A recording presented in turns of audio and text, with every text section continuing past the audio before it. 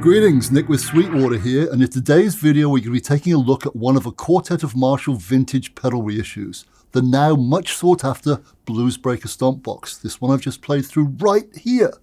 The other three members of this quartet of reissue pedals are the following: the Drive Master, the Shred Master, and let's not forget the highly revered the Governor pedal as well. It hopefully goes without saying that the BluesBreaker pedal should not be confused with its legendary namesake, the model 1962 30-watt 2x12 Marshall BluesBreaker combo, made famous in the mid-60s by Eric Clapton on the classic John Mayall BluesBreakers with Eric Clapton album released in 1966. In fact, that album title is what spawned the combo's BluesBreaker nickname. That said, the pedal was specifically designed to emulate the tone of the combo of the same name. So it's an amp in a box, if you will. One of the very first, actually. And as the 1992 30th anniversary Marshall catalogue, this one right here boldly proclaims, the original BluesBreaker amplifier became a legend and a long-standing guitarist's love affair with sweet distortion. The BluesBreaker pedal captures the magic of these classic sweet vintage amps. It adds sweetness and warmth to your sound with extra edge that carries solos and squeezes out those extra singing harmonics. As smooth as molten glass, as expressive as your fingertips, the BluesBreaker is a tasteful player's dream.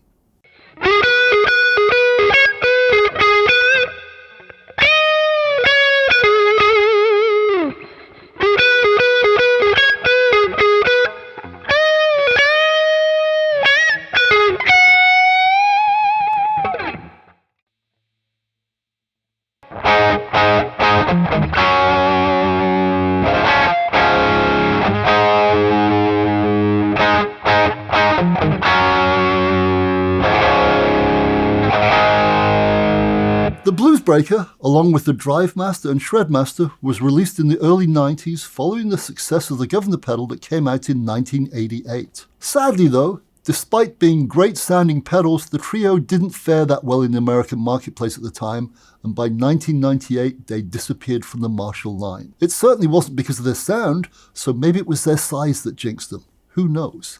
They're definitely not compact by any stretch of the imagination for sure. That said, I've always had a soft spot for them because in addition to being built well, like tanks, they all sounded great, like I've already said, and equally importantly, felt great too. The BluesBreaker was definitely a low-gain pedal, and in the high-gain rock world that was the 90s, that truth definitely didn't do it any favors, regardless of how good it sounded and felt.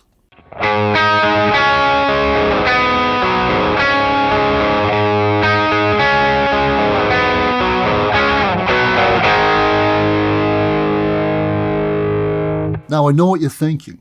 If the BluesBreaker was a bit of a damp squid in the 90s, how come it is now in such high demand? Well, that's all down to a chap named John Mayer. In the early 2000s, he incorporated a BluesBreaker pedal into his pedal board, and then he raved about it both online and then in a leading guitar magazine. And the rest, as the saying goes, is history.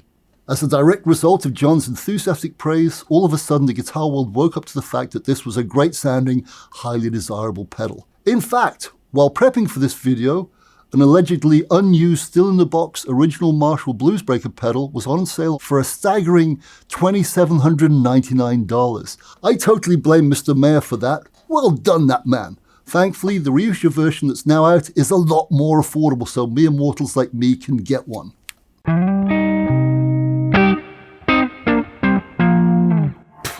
Nah, sorry, can't do that. I can do this though.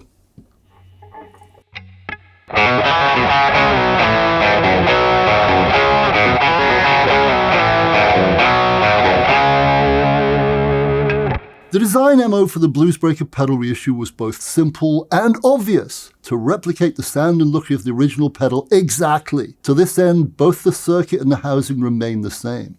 In fact, to ensure the reissue is as authentic and accurate as possible, even the circuit board layout was redrawn to match the original. The only thing that Marshall weren't able to source were the original control knobs because they're no longer made. That said, the substitutes are pretty darn close looking though, and rest assured my friend, rest assured, this small tiny cosmetic change has had no sonic impact on the pedal whatsoever. Duh!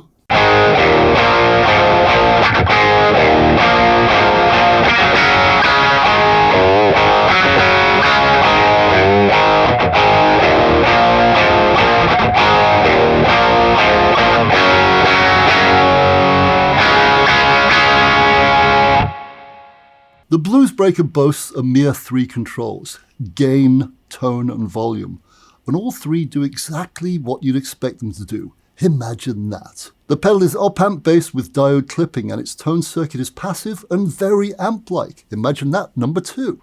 And as you'd also expect, in this particular pedal, the aforementioned clipping is of the soft variety.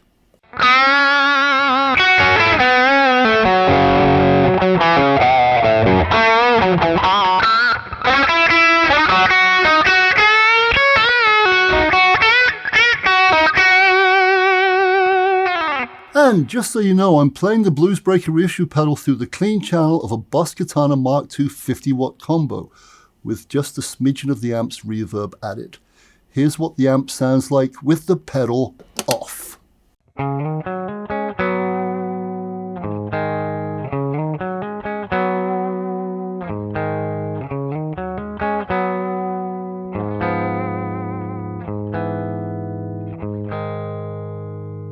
And here it is with the pedal on.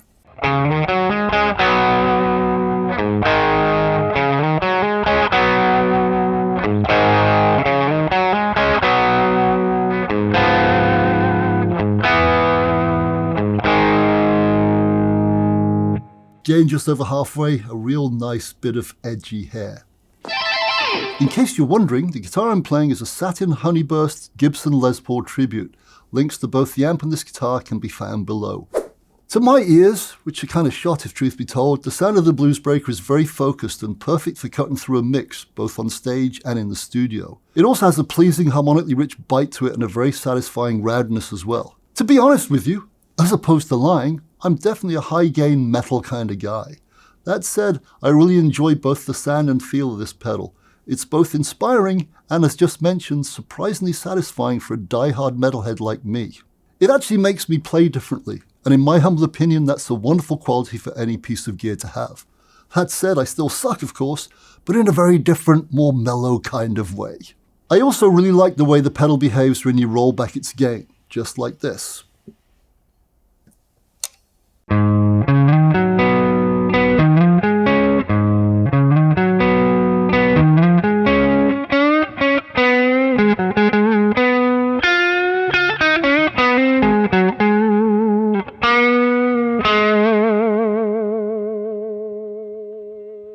I especially like the way the BluesBreaker sounds with the neck humbucker of a Les Paul, just like this.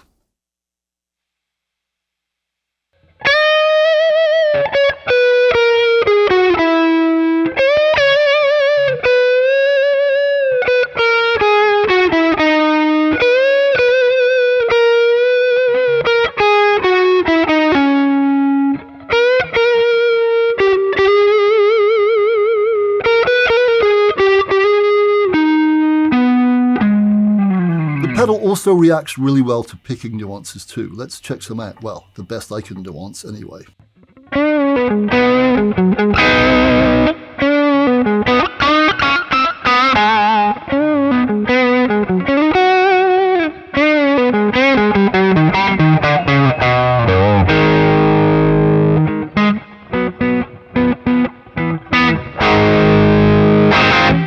Turning up the BluesBreaker's gain control definitely adds some more treble to the mix, so I tend to roll the tone control off whenever I do that. Not always though, obviously depends on the guitar being used and also the overall mix and vibe of the track I'm playing on, or trying to play on. I also love the way it adds dimension and life to the middle pickup of a Strat. Let's quickly check that out via some digital magic.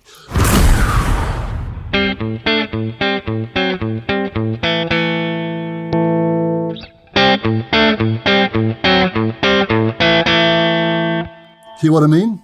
Not surprisingly, the BluesBreaker also works really well when driving an amp with a bit more hair on it. Like this sound, for example. Here's the amp with the pedal off.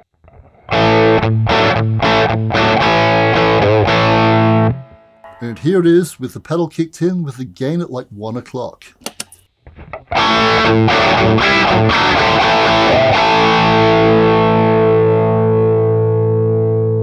That amp was on the edge of a cliff. The BluesBreaker pushed it off in a glorious way. I like it. And there you have it, my friend, the reissue of the celebrated Marshall BluesBreaker pedal. I could of course carry on messing around with this pedal for hours and annoying you, but I think you get the picture. This is a fun to play, great sounding and feeling stomp box with not a lot of gain, but great gain. Plus, of course, it's deservedly earned a golden stamp of approval from none other than John freaking Mayer, who happens to be one heck of a fine and tasty player. Thinking on it, it's kind of ironic that the amp of the same name was made famous when Eric Clapton played with John Mayall's BluesBreakers. And then many years later, the BluesBreaker pedal was made famous by one John Mayer. And the latter happened after the darn thing was discontinued too. But thankfully, the BluesBreaker pedal is now back for mere mortals like me to get my grubby mitts on without having to pay an arm or a leg. Hoorah!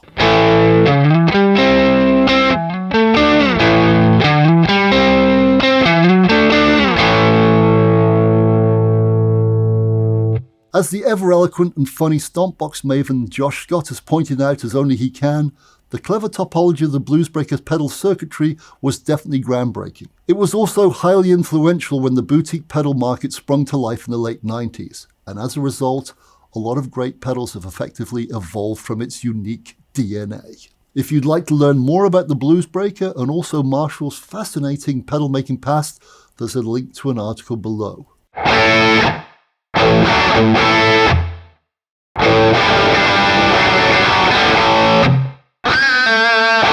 For more information on this excellent reissue of the BluesBreaker pedal or any other Marshall product, please go to sweetwater.com, or better still, call your friendly sales engineer. That said, I'm out of here. See ya. Thank you so very much for watching. Please don't forget to like, comment, nicely please, and also subscribe. Click here for more videos like this and go to sweetwater.com for all your music instrument and of course your pro audio needs. Cheerio chap, have a great day.